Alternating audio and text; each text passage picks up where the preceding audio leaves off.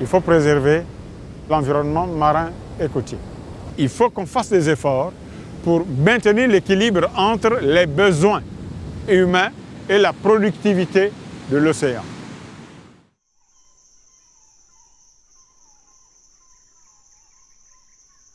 Ici, nous sommes au Congo-Brazzaville et précisément dans le parc national Kankwati-Douli. C'est un parc marin et continental, donc il y a des espèces marines et des espèces de forêt. Donc à ce niveau-là, ce parc est représentatif pour l'Afrique centrale en général. Pourquoi aujourd'hui nous préservons notre biodiversité? C'est tout juste pour essayer de garder à l'état naturel nos écosystèmes, tels que depuis que la création, par exemple, du pays, jusqu'à nos jours, les forêts restent intactes.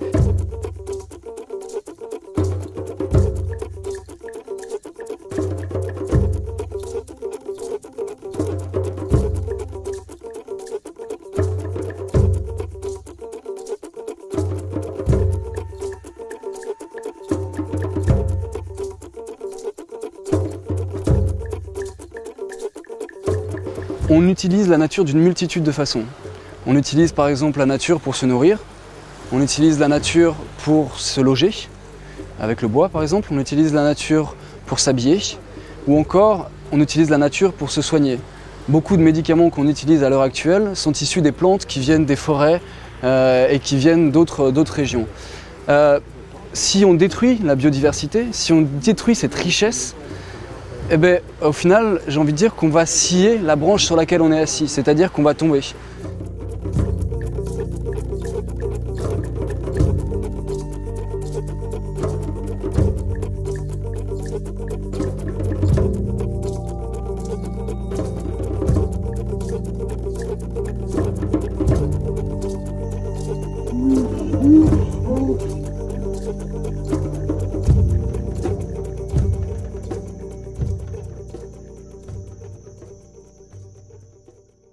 Est-ce qu'il y a quelqu'un qui ne veut pas d'un développement économique?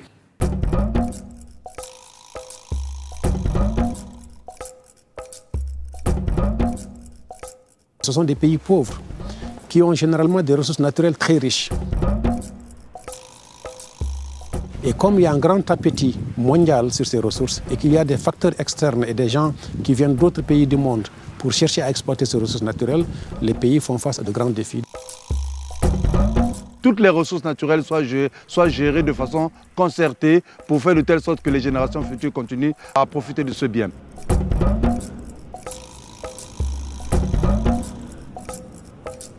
L'animal n'a pas de frontières. Le poisson, il n'a pas de frontières. La pollution n'a pas de frontières.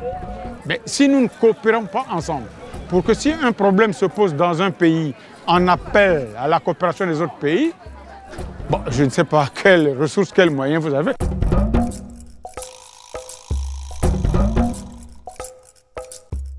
Il y a 30 ans, des pays de la côte atlantique d'Afrique se sont retrouvés pour signer un cadre de coopération régionale pour la gestion des zones marines et côtières d'Afrique de l'Ouest, d'Afrique centrale et d'Afrique australe. C'est cet espace qui va de l'Afrique du Sud au sud jusqu'en Mauritanie au nord. Depuis 1981 jusqu'à 2012, nous avons relevé que la Convention d'Abidjan. Cette convention est très importante pour résoudre les problèmes communs.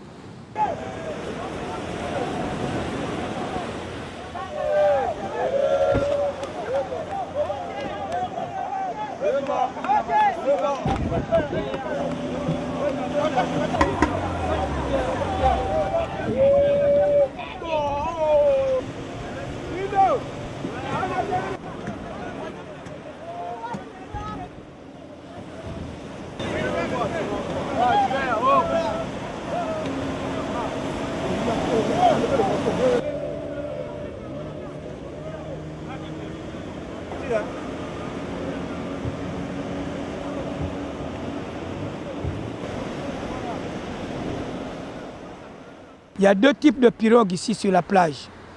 Il y a la pirogue Vili, les originaires de Pointe-Noire, et la pirogue Popo. Popo, c'est une région du Bénin. C'est eux qui nous ont amené les grandes pirogues que vous voyez, que vous avez vu partir tout à l'heure en mer. C'est ça qu'on appelle la pirogue Popo. Et il y a des fois, on peut partir, on revient sans rien.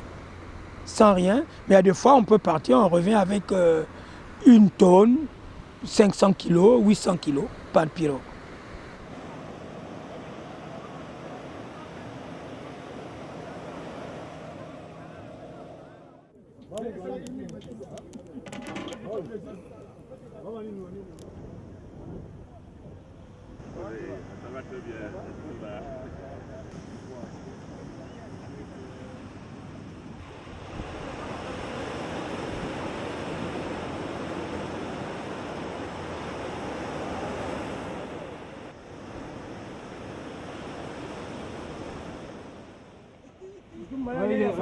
Le gars là.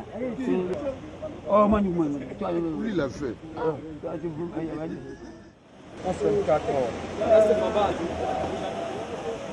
Elle a filmé comme c'est un de rien à filmer.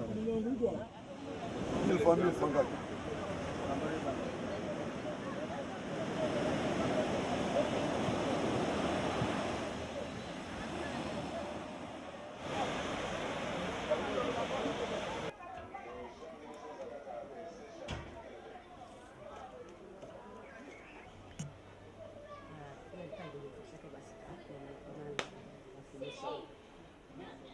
Et on a un seul souci, c'est qu'on a la pêche industrielle qui nous touche, surtout pour notre matériel.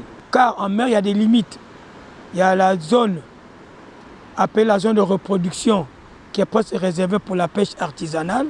Mais il y a les industriels qui brûlent pour venir détruire le matériel dans la zone interdite à la pêche industrielle.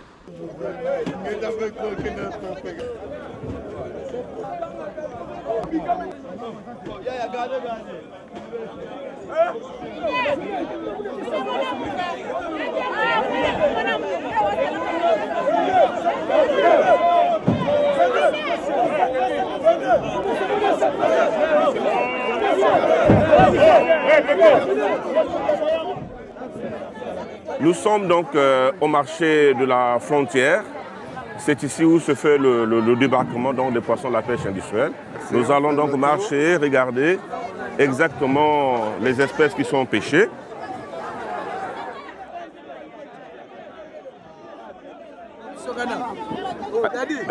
Vous voyez par exemple, c'est une poulpe. Hein? Dans le thon, ça devait avoir une grosse taille. Et regardez la taille qui est là. Il n'a pas encore atteint sa maturité. Et ce type de poisson ne pouvait pas se vendre aussi avec cette taille-là. C'était vraiment, ça grossit. C'est un poisson qui grandit beaucoup. Ici, c'est des chonchards. Il n'a pas encore sa taille requise. C'est des petites solettes qui n'ont pas encore pris leur maturité, mais qui sont déjà pêchées. Je vais le prendre. C'est le rascasse. C'est un poisson qui reste sous les rochers. Ça reste dans les rochers. Normalement, pour qu'il soit pêché, il faut que ces rochers-là soient détruits. Alors, quand ces rochers-là, c'est là où ces poissons-là vivent. Et quand c'est détruit, ça apporte un appauvrissement de l'habitat de ces espèces de poissons. Ce poisson est plus pêché par les armateurs chinois qui ont des engins un peu plus costauds et qui vont dans les fonds avec des panneaux. Donc ils détruisent les fonds rochers. Et ces poissons-là ne pouvant pas résister, sont obligés de monter à la surface et se font prendre dans les filons. Les conséquences sont énormes. Ces habitats-là, c'est des zones de reproduction. Vous savez qu'il y a des périodes où les poissons sont obligés de se reproduire. Hein? Mais quand ces habitats-là sont détruits, j'avoue qu'on n'a plus les mêmes espèces qu'on avait avant. On n'a plus la grosseur des poissons qu'on avait avant. Et il y a des espèces qui sont en train de disparaître. Les lois sont là. Les textes, il manque juste les textes d'application. Parce qu'il n'y a pas toujours ces accompagnements-là pour interdire ou pour aller faire la surveillance de ces zones-là. C'est ça qui nous manque. Et il y a la corruption qui bat en plein.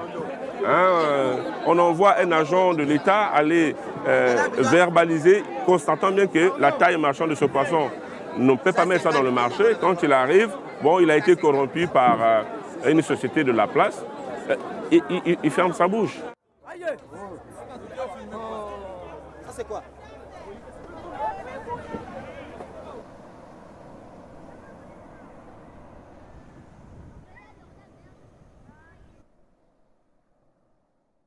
Le problème chez nous, dans notre village, ce sont ces chalutiers chinois-là qui nous rendent pauvres pour ce moment où nous parlons là. Leur méthode de travailler, de faire leur pêche, ce n'est pas normal. Parce qu'ils viennent tout juste à 200 mètres de la côte. C'est un endroit où se reproduisent les poissons. Et ensuite, ils ont des dynamites. Ils ont des dynamites qu'ils plongent dans l'eau enfin pour faire fuir ce poisson-là, pour qu'ils puissent beaucoup gagner eux dans leur filet. La production qu'il y avait avant, ce n'est plus celui d'aujourd'hui là. Ça a carrément baissé. Ils peuvent pêcher, mais au large. C'est un peu plus au large, afin qu'ils nous libèrent la zone, que nous soyons un peu plus comme nous étions avant.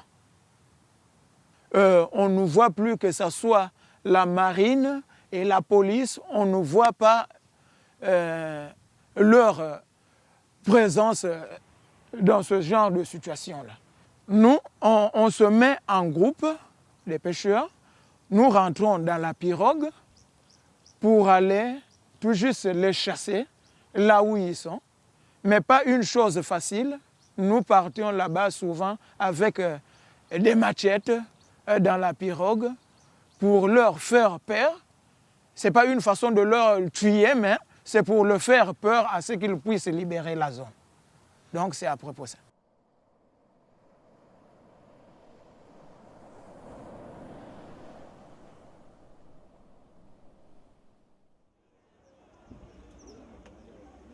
Ici, nous sommes dans la rivière qu'on appelait dans le temps l'eau claire. C'était une eau vraiment très limpide.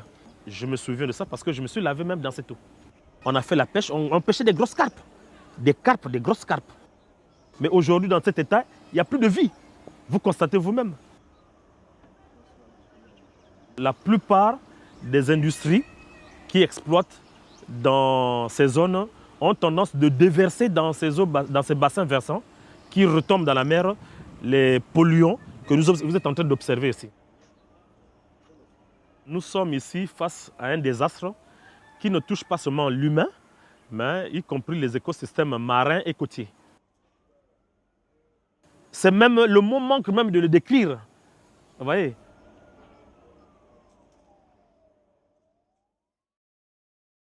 Nous sommes ici dans la lagune de Loubi, un affluent de notre mer, et derrière les installations pétrolières. Donc, les rejets sont alimentés depuis des années dans cette lagune. Quand ça a commencé le nettoyage, aussitôt arrêté pour un bilan environnemental. L'eau est devenue morte, c'est-à-dire qu'il n'y a pas de vie. Tout a été décimé ici. Il n'y a plus de poissons. Comme vous pouvez constater, là, comment est le sol, voilà le bitume, voilà. C'est déjà mélangé avec le sable. Ces berges renferment carrément du bitume. Quand on remue, vous voyez là, quand on remue, vous voyez l'espèce d'huile qui commence à remonter. C'est un désastre, le milieu. Nous ne sommes pas contre l'exploitation pétrolière, mais nous voulons que les lieux dont dépendent les riverains, leurs seules ressources, soient préservées. Et ça soit de génération en génération.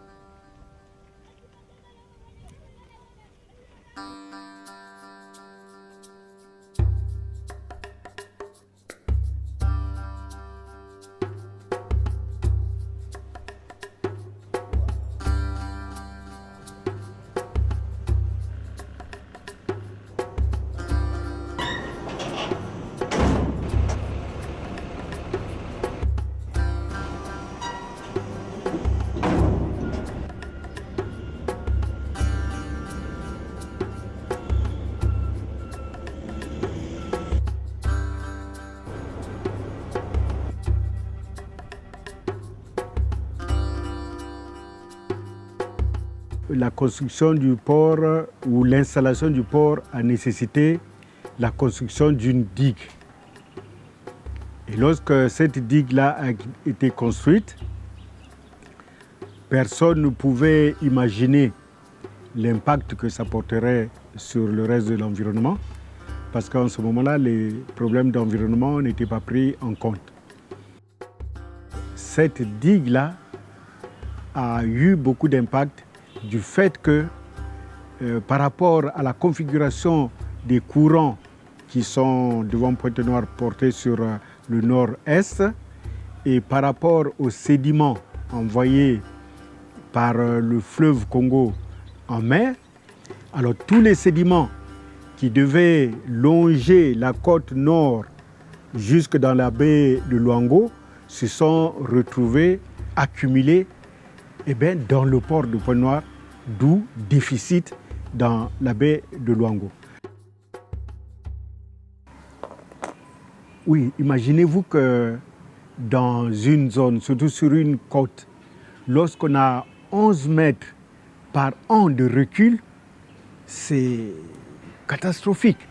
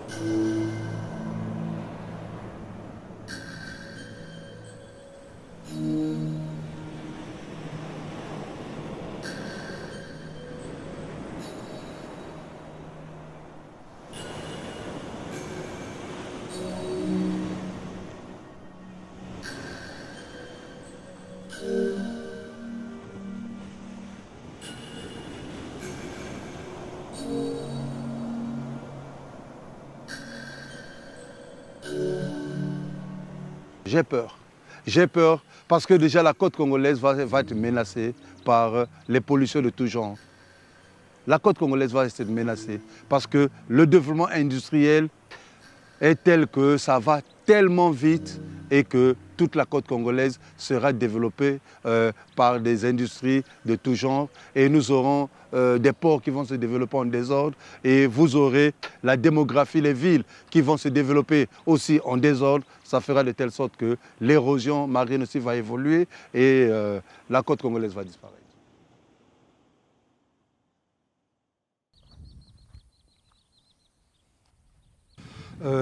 Ici, nous sommes dans la mangrove de la Loya. C'est l'une des plus belles mangroves urbaines qu'on avait autour de Pointe-Noire.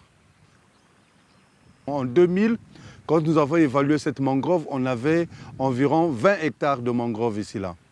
Et après les 20 hectares de mangrove, aujourd'hui, nous sommes peut-être arrivés à moins de 5 hectares de mangrove quand vous voyez l'espace qui est resté. Les mangroves jouent un rôle très important sur le plan écologique, en ce qui concerne la reproduction des poissons, en ce qui concerne la vie des poissons. Les mangroves constituent une nurserie pour les poissons parce que tous les petits poissons se retrouvent dans la mangrove. Ils sont gardés dans les mangroves pour se reproduire jusqu'à ce qu'ils deviennent grands avant de commencer une autre vie. Et ensuite, nous avons les mangroves qui jouent aussi un rôle très important en ce qui concerne le continent parce que vous voyez toute cette barrière de forêt, ça constitue un écran naturel pour le courant marin qui est parfois très très salé et ça fait de telle sorte que le continent est préservé contre le courant marin salé. Et nous avons aussi que les marais constituent une zone de désengorgement des marais quand elles sont vraiment très très hautes. En Afrique, je pense que la mangrove aussi est très très menacée parce que je me rends compte que la mangrove en Afrique est en train de subir une grande pression démographique, une grande pression industrielle et une grande pression des pollutions de tout genre. 30-40% des mangroves au Congo qui ont disparu. Et beaucoup plus, toutes les zones de mangroves qui étaient en zone urbaine, ces mangroves-là sont presque en voie de disparition.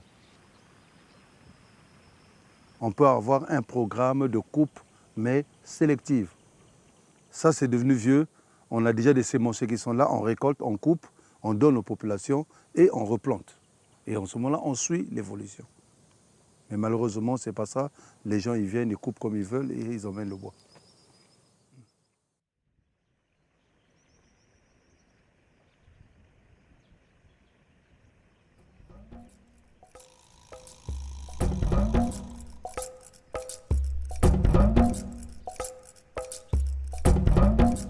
Très importante, c'est la prise de conscience collective dans la sous-région de prendre en main la gestion durable des écosystèmes marins et côtiers.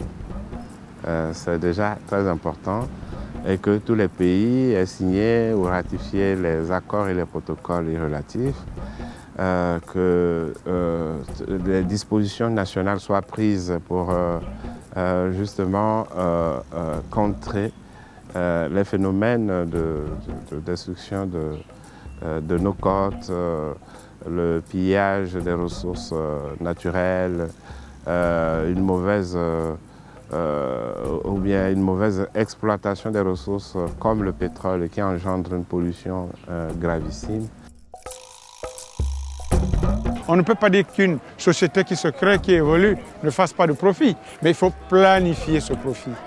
Il ne faut pas qu'il excelle le niveau de tolérance, le niveau d'acceptabilité de la ressource elle-même.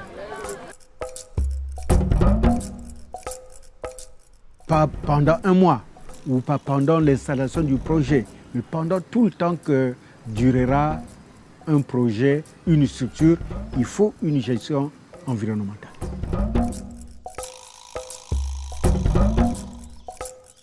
Il n'est pas incompatible d'exploiter les ressources et d'avoir un milieu naturel propre. Il y a beaucoup d'exemples à travers le monde et là aussi cette convention elle est là comme cadre juridique pour faciliter les échanges au sein de la région mais également faciliter les échanges avec d'autres régions du monde.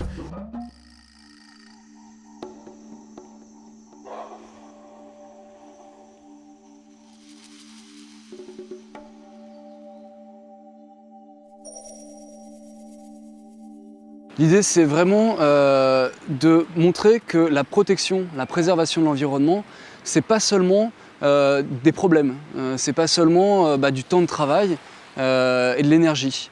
Ça rapporte aussi de l'argent. On commence d'abord par la longueur de la carapace. On fait 38. Et du droit, je suppose que c'est aussi REN. REN. Il y a 7 espèces de tortues marines sur toute la planète. Et il en existe 5 au Congo. Donc c'est vraiment une richesse assez importante qu'a le Congo. C'est simplement qu'en fait, quand on achète les trucs, on prend... Si les tortues marines sont amenées à disparaître, soit parce qu'elles seront tombées dans des filets de pêche, donc elles seront mortes, soit parce qu'il y aura eu trop de pollution en mer, ça va déstabiliser l'écosystème. Un des programmes qu'a développé Renatura, en fait, c'est le tourisme communautaire. Les personnes, donc comme on l'a vu tout à l'heure, les personnes viennent, payent 10 000 francs par individu pour assister à la libération des tortues marines. Sur ces 10 000 francs, il y en a donc 6 000 qui sont reversés directement à l'association pour financer le fonctionnement du programme, en fait. Sur les 4 000 francs qui restent, l'intégralité est versée en fait, à un fonds communautaire. On libère environ à raison de 1500 tortues par an.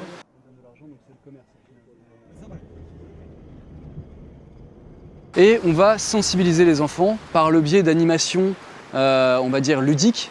Donc c'est des jeux, c'est des dialogues, c'est des débats. On transmet quelques informations sur la préservation de l'environnement. Et donc ça, c'est un programme assez important à Renatura qui nous a permis, par exemple, pour l'année 2011-2012, de sensibiliser 18 000 élèves. Bon,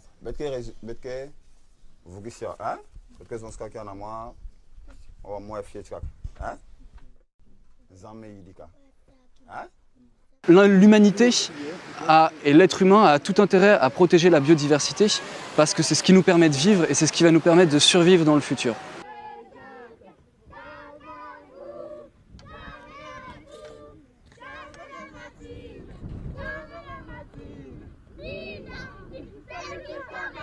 La Convention est un cadre de coopération, c'est un cadre juridique. La Convention elle-même appuie les États et chaque pays a la responsabilité de mettre en œuvre les décisions de la Convention au niveau national. Il faut que ceux qui sont en charge de l'environnement puissent être regardants parce que faire un rapport, c'est bien, donner des recommandations, c'est bien, mais la mise en œuvre de ces recommandations nécessite aussi un suivi. Donc il est très important que l'ensemble des acteurs apportent leur contribution pour mettre en œuvre les décisions qui sont prises. 30 ans d'efforts, c'est beaucoup et c'est très bien que les États aient maintenu cette convention pendant 30 ans, mais il faut mettre en œuvre aussi les décisions de la convention.